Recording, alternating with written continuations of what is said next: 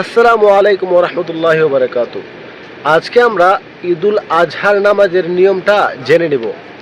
যখন আমরা ঈদুল আজহার নামাজের জন্য প্রস্তুতি নিয়ে নেব, ঈদগাহে চলে যাব, ইমামের পেছনে যখন দাঁড়িয়ে যাব তখন নিয়ত করব, আমি ইমামের পেছনে কেবলামুখী হয়ে 2 রাকাত ঈদুল আজহার নামাজ পড়তেছি আল্লাহ তাআলার সন্তুষ্টির জন্য।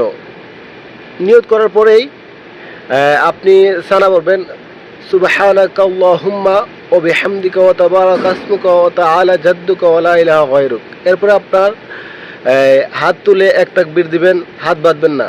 এরপরে হাত তুলে আবার এক তাকবীর দিবেন, হাত বাঁধবেন না। আবার হাত তুলে এক তাকবীর দিবেন, হাত বেঁধে ফেলবেন, তখন 3 তাকবীর হয়ে যাবে।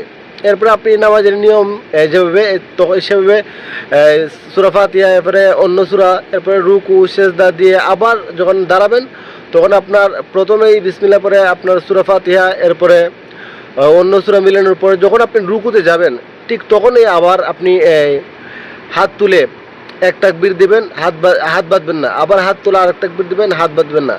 আবার হাত তুলে আরেক তাকবীর দিবেন, তখন হাত বাঁধবেন না, কিন্তু চতুর্থ তাকবীরে আপনি চলে যাবেন রুকুতে। এইভাবে নামাজ পড়ে ফেলবেন, একবারে রুকু সেজদা দিয়ে তাশাহুদের বৈঠক শেষ করে নামাজ শেষ করে ফেলবেন ইনশাআল্লাহ।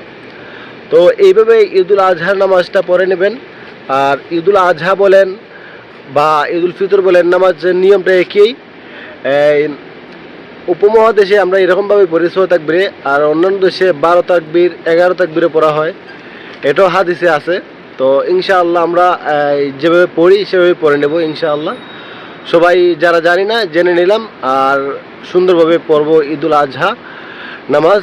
সবাইকে জানাই ঈদুল আজহার শুভেচ্ছা ও ঈদ মুবারক, ঈদ মুবারক, ঈদ মুবারক ইয়া হাবিবি।